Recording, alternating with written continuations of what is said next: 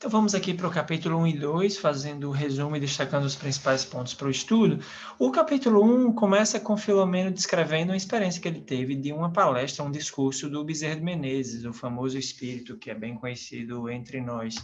E nessa palestra, o Bezerra estava abordando o tema do erro, da falha, né? Que todos nós aqui na nossa experiência de reencarnatória, a gente costuma se equivocar bastante nas escolhas, nas condutas, nas atitudes. E ele discute o seguinte, os principais pontos aqui do discurso. Existe uma multidão de espíritos, de seres, que falham seus compromissos e retornam endividado à espiritualidade. Aquele velho processo que a gente conhece, a gente reencarna com determinadas tarefas evolutivas de aprendizado, de cumprir determinadas coisas, e a gente se equivoca demais. A gente normalmente termina a vida com uma série de probleminhas, né, que a gente acaba adquirindo, e que é típico dos espíritos nessa fase de evolução, né, que é a média de todos nós aqui. Então, o Bezerra estava destacando isso, que esses erros, essas falhas que nós cometemos ao longo da vida, nós não podemos reclamar que faltou amparo, porque o amparo, ele acontece, né? Existem espíritos que tentam nos ajudar, existe todo um planejamento reencarnatório, então amor e misericórdia divina estão sempre presentes em nossa vida. O problema é que muitas vezes nós não utilizamos ou não nos conectamos a isso. O que é comum é nós sermos atraídos aos erros por nossas tendências inatas. Quando falamos inatos, que a gente já chega ao mundo, inato é aquilo que é pré-determinado da partida, do nascimento, né? Então, a gente chega ao mundo, de fato, com algumas tendências problemáticas. E isso tem a ver, óbvio, com toda a nossa história evolutiva. Quando estamos falando em termos biológicos, nós estamos falando das tendências genéticas, por exemplo, sendo que as leis da genética e as leis da genética estão submetidas às leis de reencarnação. E isso não invalida a beleza, a fabulosidade que os mecanismos genéticos das coisas. Mas quando a gente está falando de genética, das tendências comportamentais de temperamento que todo ser humano tem quando nasce, isso está submetido a uma lei maior, que é a lei de reencarnação. E aí Bezerra discute que erro não é igual à punição. Você cometer um erro, se equivocar, não significa que você tem que ser punido. E até o jogo de palavra, a palavra que você usa, ela pode dar uma ideia imprecisa sobre o processo. Isso é um problema comum dentro do espiritismo, quando a gente traz aquela carga, né, de que, você errou, vai ter que pagar.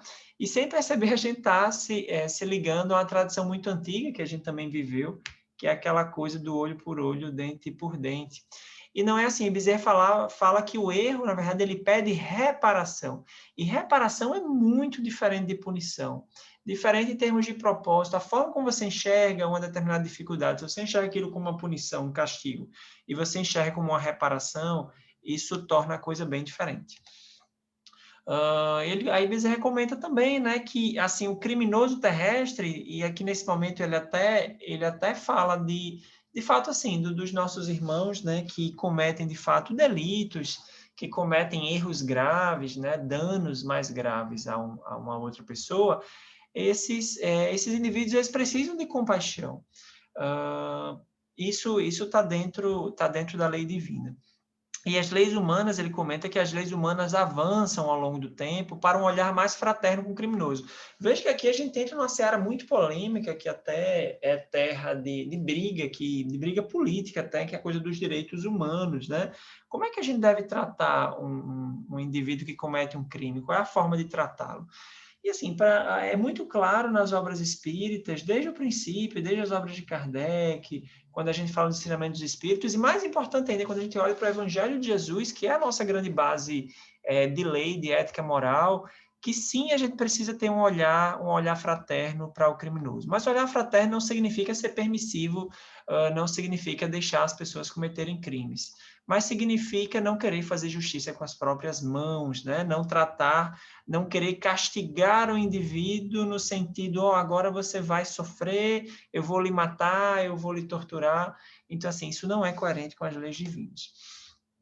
E aí Bezerra, ainda por fim, ele discute por que as pessoas cometem crimes. Isso é uma pergunta das mais antigas da história da humanidade, e óbvio tem muitas múltiplas variáveis, e os aspectos sociais são sim importantes. Existem as tendências biológicas, como a gente está falando, a gente quando vem ao mundo vem com algumas tendências de comportamento, mas isso está ligado a princípios de reencarnação e as próprias experiências psicológicas que o indivíduo passa ao longo da vida. Tudo isso junto vai determinar se o indivíduo ele vai delinquir, vai ser criminoso ou não. Isso é uma discussão bem interessante, essa palestra do Bezerra, inclusive o pessoal aí do direito penal, tem coisas bem interessantes aqui. Estou fazendo só um resumo. E, claro, uma quarta variável, e que é objeto de estudo desse livro, é a obsessão, e que a gente precisa olhar com bastante cuidado com isso.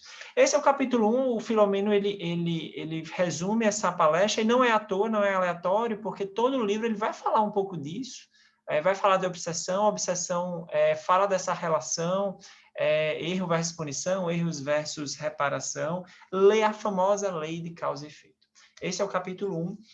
O capítulo 2, aí ele vai falar do Sanatório Esperança. Esse é o nome do hospital, da instituição, que é um dos temas principais desse livro. O capítulo 2 é para fazer uma descrição geral desse hospital. E ele comenta que, na verdade, foi uma experiência pessoal que ele teve de conhecer esse hospital. E ele vai fazer a narrativa cronológica, assim, de quando ele chegou, esse capítulo 2 ali, é ele chegando ao hospital, ainda conhecendo como é que funciona, e ele vai fazer um resumão aqui do hospital. Primeiro, assim, quem fundou, como é que surgiu esse hospital lá no mundo espiritual? O fundador e idealizador foi o grande espírito Eurípides Barçanufo. É um mineiro, se eu não me engano, que ele viveu aí, estava encarnado nessa época, 1880 a 1918, e ele foi grande atuante, ele era espírita, ele atuou muito no movimento espírita, contribuiu muito, e lá durante o período encarnado dele, ele já se interessava muito por essa temática, ele tem muito serviço prestado nessa área de assistência a pessoas portadoras de doença mental. Então, esse cidadão aqui, ele desencarna e ele toca para frente esse projeto impressionante de fundar e botar para funcionar esse hospital. E um dos diretores atuais é o Inácio Ferreira, que é outro espírita que esteve encarnado aí, desencarnou mais recentemente, no final do século XX, e Inácio foi médico, tá? Inácio, ele foi médico, psiquiatra, e ele também já era espírita, né? E contribuiu bastante nesse estudo, essa interface espiritismo e psiquiatria, e ele é um dos diretores lá do hospital. O surgimento tem a ver com a necessidade de tratamento dos desencarnados mentais graves, aqueles indivíduos que desencarnavam já com problemas mentais, com nível de desequilíbrio de sofrimento mental mais grave. Então, esse hospital ele surgiu com essa proposta de acolher esse público, sendo que não era um público qualquer com problemas mentais, era especificamente, e esse é um nicho do hospital, é uma especialidade desse hospital, aqueles que vieram ao mundo, estiveram encarnados com uma mediunidade mais ostensiva, mas se aproveitaram muito mal essa mediunidade, e usaram muito mal, ou melhor, usaram a sua vida, viveram de forma muito desequilibrada.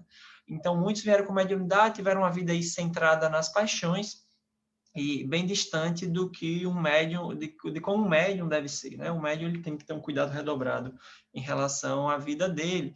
E aí esses distúrbios mentais que esses espíritos desencarnados são acolhidos nesse hospital, incluem inclusive obsessões que começaram lá enquanto encarnados, continuaram como desencarnados, ainda estão vigentes. O hospital é dividido em blocos, e os blocos eles existem com base nas patologias principais que são cuidadas ali, tá? Isso vai ser falado ao longo do livro. Existem evasões? As pessoas fogem desse hospital? Sim, existem evasões, e por um motivo muito simples. Primeiro que, como conhecedores que são da lei, os espíritos que ali estão cuidando do hospital, os diretores, né? Eles conhecem muito bem o princípio do livre-arbítrio. Não faz sentido você obrigar ninguém a se tratar, né? Isso é muito claro. Então, assim, ainda outro motivo para essas fugas são a atração pelas más tendências. O espírito, às vezes, está em condições de ser tratado, está querendo ser tratado, mas acaba recaindo, assim, em determinados vícios, e aí prefere a vida lá fora, né? Porque a vida dentro de um hospital como esse tem uma série de regras e tudo, e alguns realmente não aguentam. E aí, própria influência obsessiva. O indivíduo, às vezes, é admitido no hospital, esse espírito desencarnado, mas está ainda sob influência obsessiva. Mesmo o obsessor não estando presente ali, mas à distância, ainda rola essa influência, e aí é um motivo também para ele evadir. Uma coisa interessante desse hospital, o Filomeno conta que, de vez em quando, esse hospital recebe visitas ilustres de grandes personalidades aí que atuaram encarnados sobre a Terra, nessa área da saúde mental, como Freud e Jung, que foram aí grandes estudiosos da mente humana, e esses indivíduos eles se interessam de estar visitando o hospital para estudar os casos do hospital. Então, é um hospital muito interessante quando se fala de saúde mental, de psiquiatria, porque trata de casos complexos. Então, esses indivíduos, hoje desencarnados, né, em espírito, eles também frequentam e participam dos debates e discussões de caso lá. Olha só que interessante, né? Existem equipes de estudo no hospital, é um grande hospital-escola, não é um hospital que se preocupa só na assistência, mas no próprio aprimoramento dos seus terapeutas. Então, os terapeutas estão sempre estudando, tanto para melhorar o tratamento dos internados, mas também porque esses terapeutas, vamos lembrar, são espíritos desencarnados que vão reencarnar, e reencarnando eles vão trazer essa bagagem aí para serem profissionais de saúde mental, tá? Então, veja que interessante. Então, assim, o capítulo 2 é uma descrição geral sobre o hospital, e continuaremos aí nos próximos capítulos.